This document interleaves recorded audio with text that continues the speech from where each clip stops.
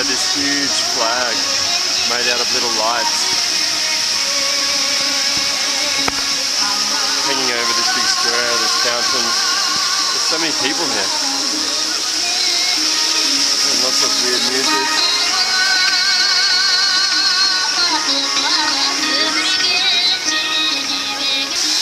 I can't believe how many people are here. I've been walking around for probably like 20 minutes and I haven't seen anyone.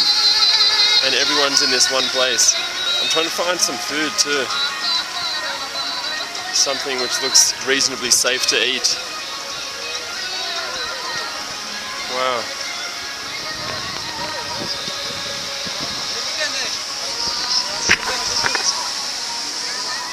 Look at those guys with monitors on their backs. Look at that, that's their emblem on their flag.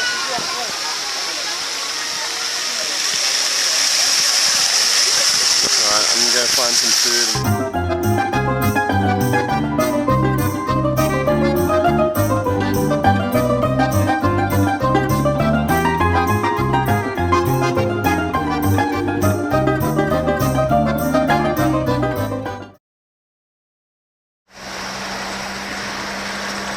Hey everyone, day 2 and I'm in Kyrgyzstan.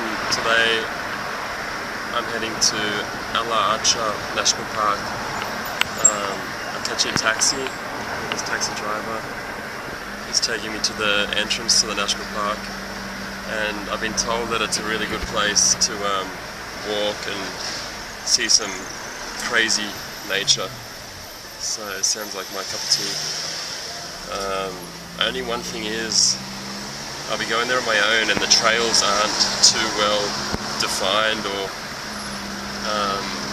marked out, so have to be a bit careful not to get lost. I was told that there's a river which is really nice and I should follow the right side of the river. So I might do that, just walk along the river for a while and take some photos. Looking forward to it.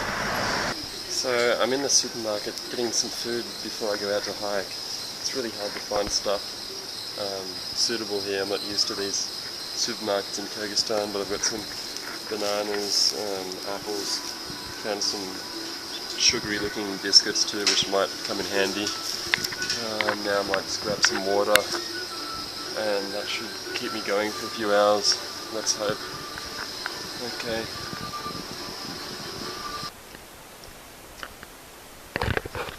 So I've begun this walk. I've left the car park and my taxi driver about 10 minutes ago. Everything's in Russian, so I don't really know exactly which is the right path to take. There's a few different paths. I've just been looking at my Google Maps and going by that, it seems that this path kind of heads in the general direction of where I want to go, which is alongside the river. So I've told him I'm going to meet him back there at 6 PM and I've just left. It's now 1 PM, so I'm probably going to turn back at 3:30. So wherever I get, if it's 3:30, I'm going to walk back. It should be interesting. I hope I don't get lost or something. So people here, and we're walking alongside this river, and now I've got to cross this little section here over this log. Really nice place. Kyrgyzstan bridges.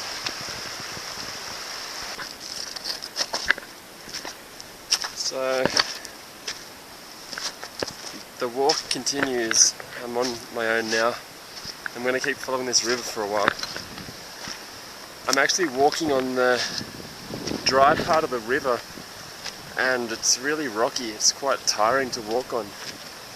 There's just tons of loose rocks everywhere. But the scenery is pretty beautiful around here. And I just learned that this area is about 2,300 meters above sea level.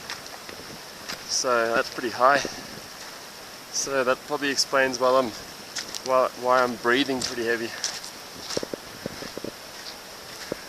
Bit of high altitude exercise never hurts anyone, I guess. Beautiful place. A little bit like New Zealand or something. Same kind of scenery. Let's keep going. I want to walk for maybe another hour and then turn back. I'm going to follow this river for a bit longer. I think I'm going to turn back. I've walked for probably 1 hour and there isn't really a trail. It's just a lot of loose rocks and stuff, like you can see down there. And lots of bushes and sharp thorns and stuff. It's just getting a bit too much. I think I'm going to turn back just because I don't want to fall or slip or something or get hurt. Because there's so many boulders around, and if I get squashed or something, like there's no one around here for hundreds of kilometers. So I have to be a little bit careful with what I do and the risks I take. If I was with another person, maybe I'd push on a bit further. But yeah, just for my own well-being and my own peace of mind, I think I might turn back and call it quits this time. It doesn't even look much better on the other side of the river. I was told the other side is a better place to walk, but you can't even see a trail. It just looks like a sharp slope with lots of loose rocks.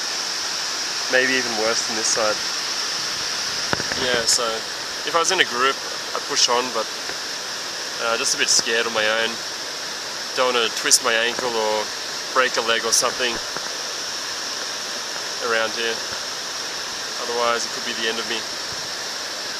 Okay, I'm going to start heading back and see if I can catch up with those other guys again I met before. They were doing some filming with their drone. Okay, I'm going to have a drink. Got some Kyrgyz water.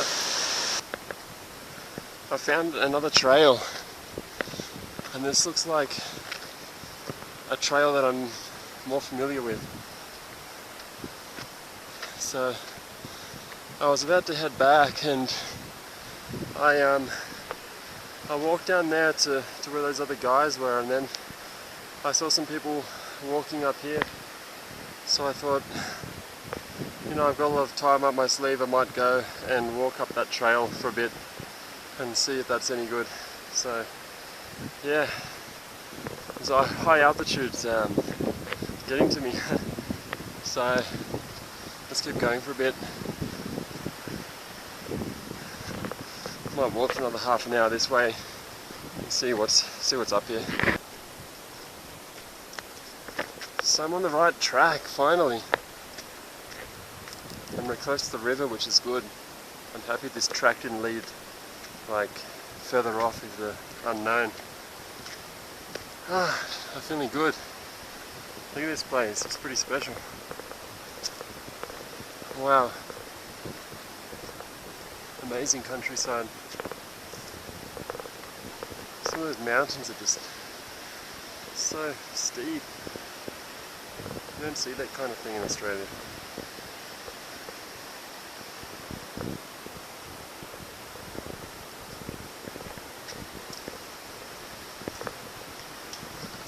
I found a little pack of toothpicks just before. So good to know there's people around, I guess. I'm going to follow this river for a bit longer. Traverse these little rocky trails. They're so narrow and kind of dangerous, even for the well-footed types. Okay, the trail kind of continues that way. There's just some spots where it's a bit play as you go. It's hard to work out where the trail leads, as you can see. You just got to look for the footprints a bit. and the flat grass. Okay, we're back on some nice ground again. I've probably reached the furthest point I want to go now on this trip. Just because the sun is getting a bit low towards those ridge tops, and I don't want to get stuck in the dark. That's probably my worst fear, when the trails aren't that well distinguished. So just having a bit of a snack.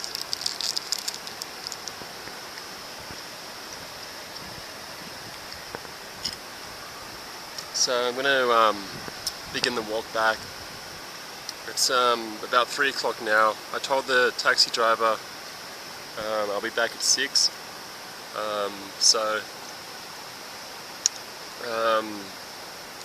Theoretically it will take me 2.5 hours to get back,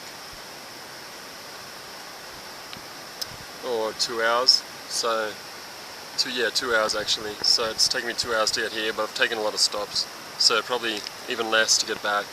I think maybe an hour and 45 minutes or an hour and a half to walk back to the car park. Yeah, I feel like it'll take me a good half an hour to get to like another really nice view. We're just kind of stuck behind a lot of trees for a while here. So I think I've seen what I've come to see.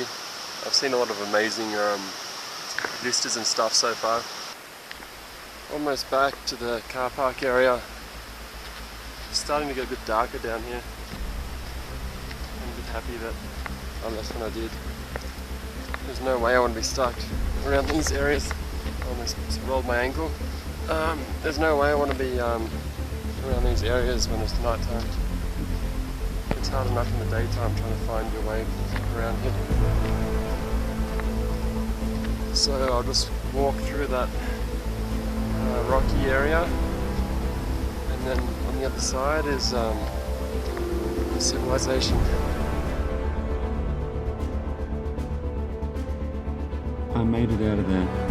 I hardly saw anyone in that whole valley, which was a bit of a worry, but I made it back to the car park and the taxi driver was still there, asleep.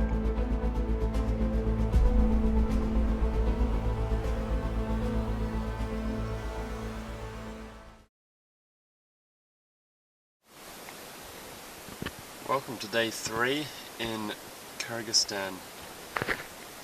Today I'm getting a taxi and we're driving to Issyk-Kul, which is the eastern town in Kyrgyzstan, probably the most eastern town in Kyrgyzstan. It sits on the eastern edge of Issyk-Kul lake. And the reason why I'm getting taxis, you might ask, is because I don't have much time to mess around with buses and so forth, so taxis are much cheaper as well in this area, so I can see so much more if I just organise taxis everywhere. It sounds a bit, you know, easy, but it is what it is.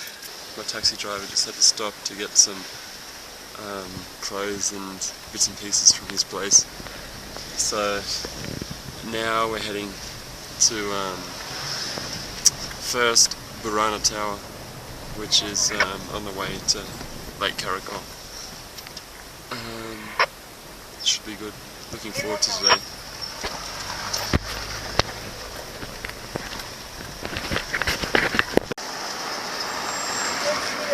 So we're just a little bit east of Bishkek now, in a town called Kant, and we're still cruising towards Issyk-Kul slowly.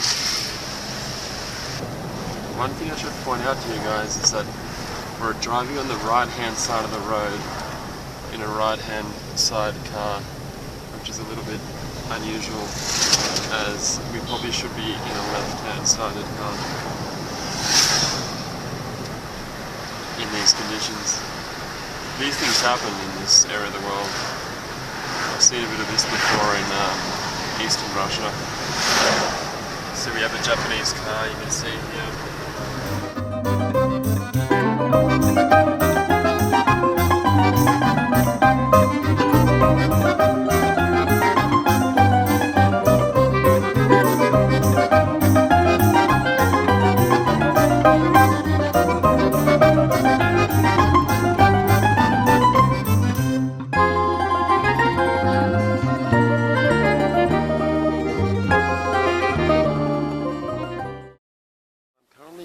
the Barana Tower area.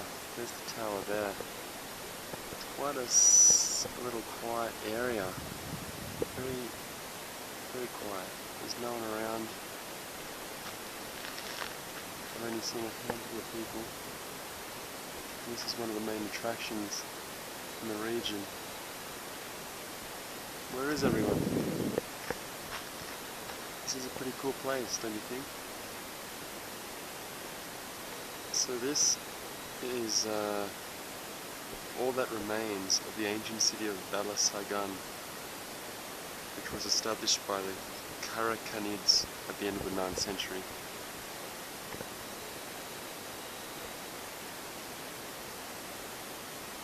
It was originally 45 meters tall, but it's now about 25 meters tall due to lots of earthquakes. And apparently some Russians in the last 100 years or so actually took some of the bricks from the top and used them to build their own houses in nearby towns. So I just bought a few little bits and pieces from that yurt over there with that nice lady. She helped me. So there's lots of people that just showed up all of a sudden, which is a little bit annoying because it was nice and peaceful before. And now it seems like a bunch of loud kids have turned up. So I'm gonna walk to the top and see what's up there. So I probably won't go up. It's like a million kids trying to get up at once. Absolute headache. They're all shouting and stuff. So, might give this a miss. Don't want to get stuck in the staircase with a million kids pushing and shoving. Alright, never mind. I might be here for a while if I was to wait. Let's give it a miss.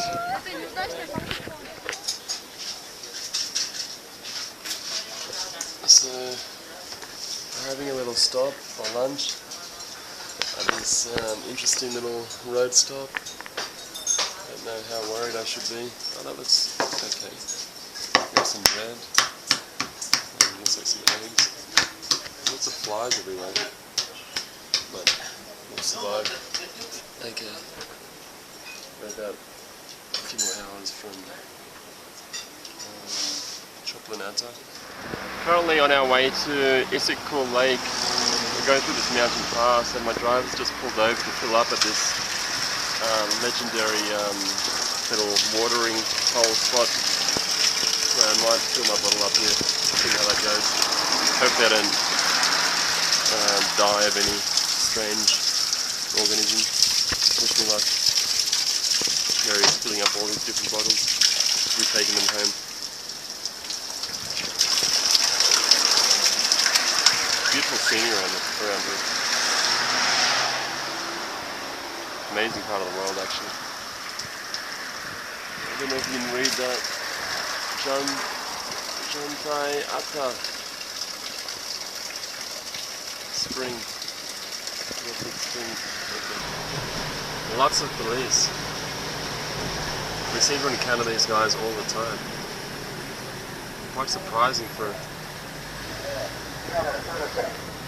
this country. I thought there wouldn't be many police anywhere.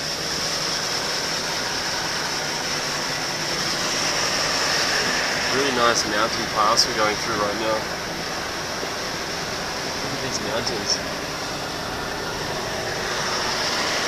We're probably a few thousand meters above sea level right now. It is so steep, these slopes.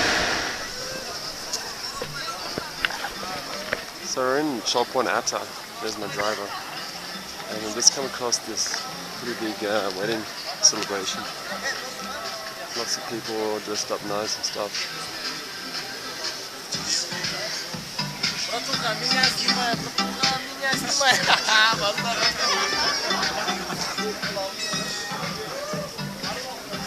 Everyone's pretty happy and cheerful. We're just going to walk up here and have a look at the lake or something. Not quite sure what the story is with this town. I think it's just another one of those seaside, or lakeside rather, resort towns. There's a few hotels, a few shops along the lake. Ticket office, not sure what that is for. A few knickknacks and things.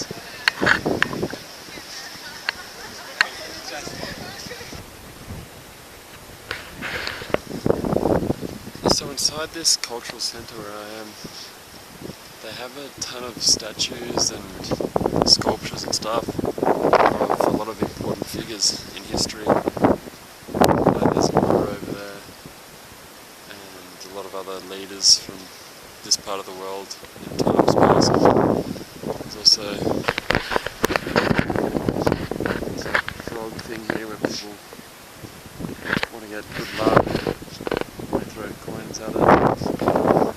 The wedding reception is still walking around these grounds.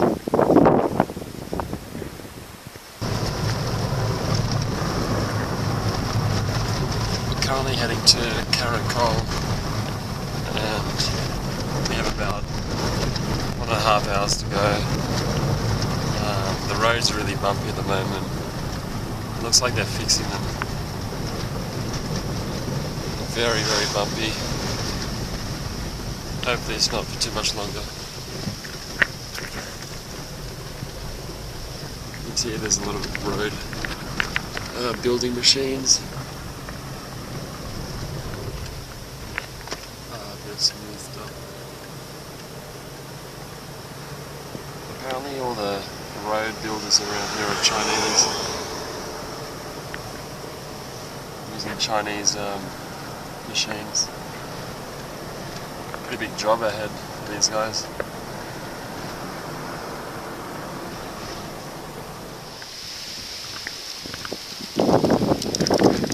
Issyk-Kul, baby. Finally arrived in this little eastern town. I think it's actually the second easternmost city in Kyrgyzstan. I just had a look at the map and there's really only one other village further east than this. But that could be wrong. But yeah, we're pretty close to China and Kazakhstan. Some really nice lakes and everything around here, and really high mountains. Really having a good time. I'm just going to walk into the town a bit and try and find something to eat. I might do a bit of video when I get there. Hopefully I don't get food poisoning out this way. That would be the last thing I want. Looks like that's a fire station over there, which is pretty neat. Pretty big one actually, with a little lookout post. They can probably see the whole town up in that little lookout tower. A few strange dogs walking and running around here. Gotta watch out I don't get attacked by a pack of dogs. Alright. Feeling good actually. I've just been sitting in the car all day. It's been a bit mind numbing with the road. The road was a bit bumpy too. So good to be walking a bit, and it's not so hot now, it's a bit cool, which is refreshing. Hey everyone, so it's dinner time. I've got some Kyrgyz beef, which looks pretty good with onions and potatoes. Also some local salad, and a few other little bits and pieces they threw in. Very interesting. I tried to get some yak, but that was winter only, so maybe next time I'm here I have to get that one in winter. Anyway, let me try this out.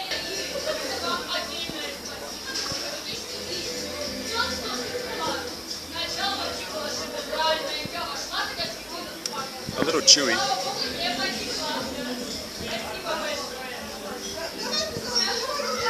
Not bad though. A lot of pepper on the beef.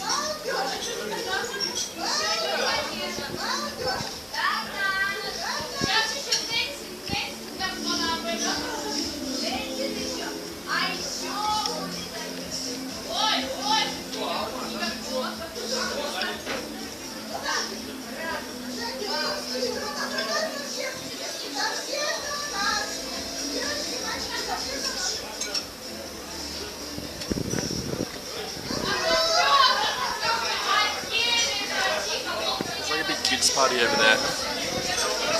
Plus there's a huge table of food behind me. There's also also like a disco in that room too. Just kind of unusual. Anyway, I'll finish this off.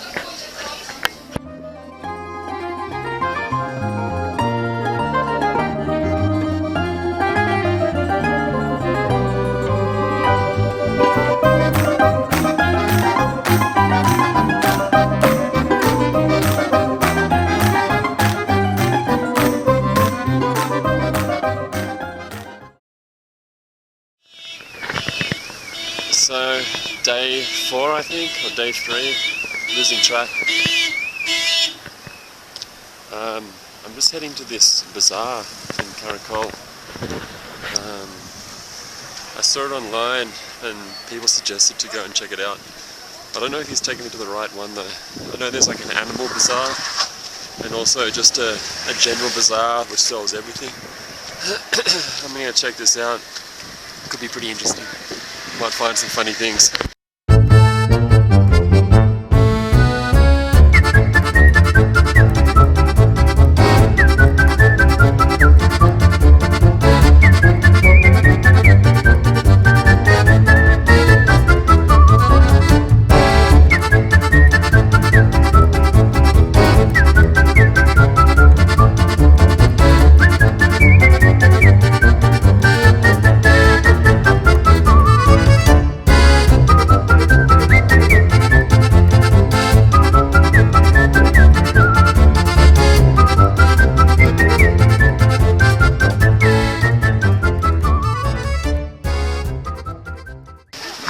Cars driving through, it's like a normal street. They just continue going on with their business. It's like a few clothes and stuff, jackets. I actually need a new jacket. I don't know if any of these are suitable. A few nuts and bolts and things, hammers. Wow. Fidget spinners, God. Why are they selling those here? I don't really know if I need any of this stuff. Opens up here to a big area. Get some milk and cheese and stuff. Lots of milk here. Look at that cheese and cream, whatever it is.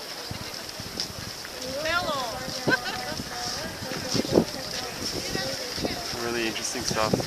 Lots of dairy products. Everyone's pretty happy and joyful. It's a Sunday morning, about 10 o'clock in the morning. I'm not going to spend too much time here. I've got a big day ahead. I got to get to Issyk-Kul or whatever it's called, and Issyk-Kul Canyon. Okay, some wheelchairs. This is a real bazaar, like right on the dirt, like no messing around, no fancy buildings, just the bare essentials laid out on rugs. Look at that piano accordion thing there. Got like car badges and things, gas masks, pretty funny. Like some honey over there. What are those things? Maybe some nuts or something. Honey. Right. I think I'll leave it for a bit and take a few photos. Adios.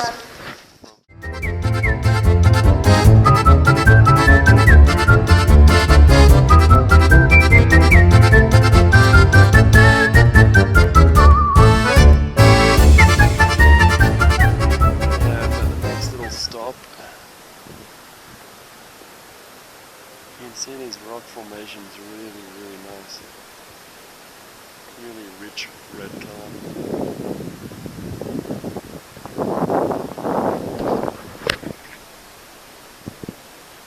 Taxi drive is just over there. This area is called Issyk-Kul. Issyk-Kul. It's famous for these rock formations.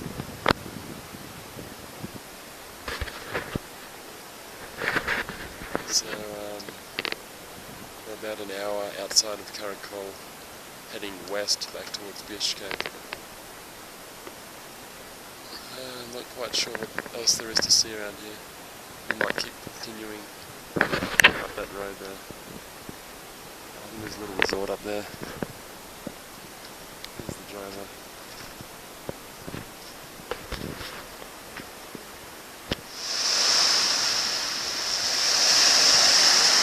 No, this isn't Hawaii or Fiji or Bondi. This is the second largest saline lake in the world in northern Kyrgyzstan. Issyk-Kul is the name of this place, or the name of the lake. Really amazing lake, it's huge. About 500 kilometers long.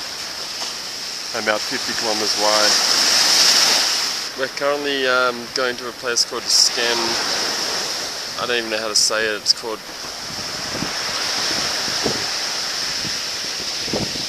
Skanska or something. It's a big canyon, also known as the Fairy Tale Canyon.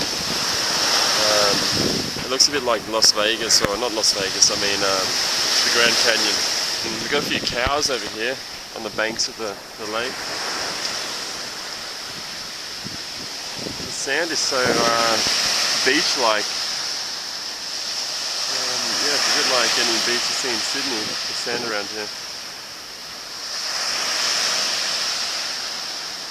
Quite cold though, I wouldn't go swimming, I don't think. Look at those mountains all around. Great place. Doing a bit of off-road driving now.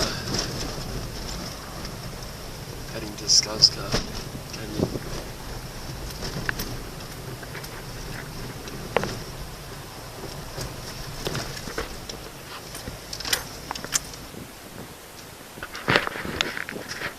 Currently doing a bit of a trek through Issyk-Kul Canyon.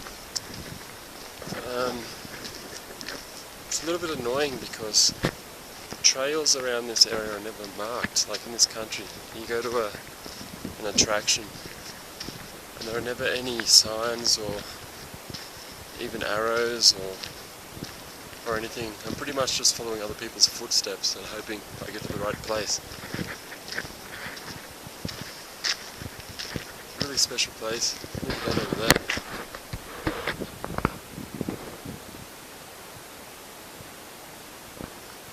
Looks very similar to Australia around this part. Look at that through there. Really good.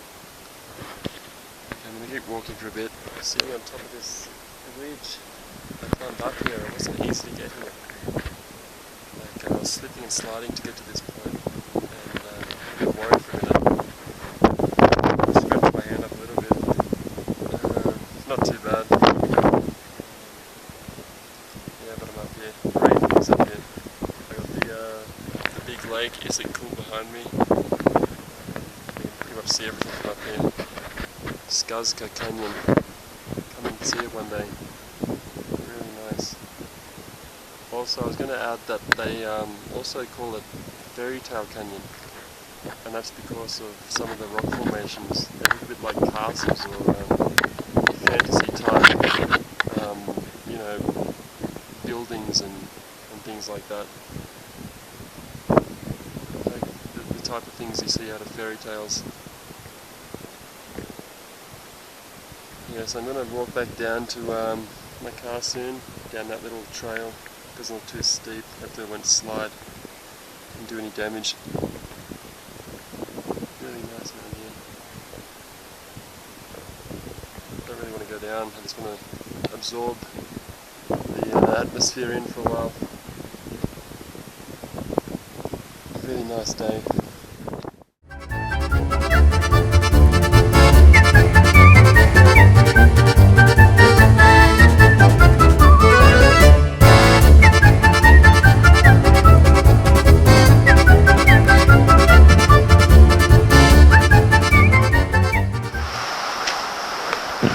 Finally back in Bishkek. It was a really long drive to get back here. Like it was 5 or 6 hours from Issyk-Kul, and we had a few stops. and even the last part just took ages. Like, just takes even longer when you don't have anyone to talk to in the car. Like, my driver couldn't speak any English, so I was just kind of counting stuff on the way. Like, it was just super boring. Anyway, I think he ripped me off with the final price of that trip anyway, which is kind of annoying, but oh well. Like, it was 8,000 som, the initial agreement of the price, and on the first day I gave him 2,000 som for petrol, and I don't know whether that was just an extra or if that was deducted from the 8,000. So when we got back here today, I gave him 6,000, thinking that I've already given him 2,000, but then he asked for extra, saying that wasn't enough, so I gave him a little bit extra. I think I gave him another 1,000 or another 2,000. It's not much really, it's probably $20 or $30. So yeah, it's not going to kill me, but yeah, just these prices are a bit dodgy sometimes when you're agreeing with certain taxi drivers in this part of the world. You've got to make sure all the details are understood and all the conditions. Anyway, it was a pretty good trip. I'm just going to go and walk into the city a bit and get some food and walk around. I might go to some shopping centres and see what's on offer. See you later.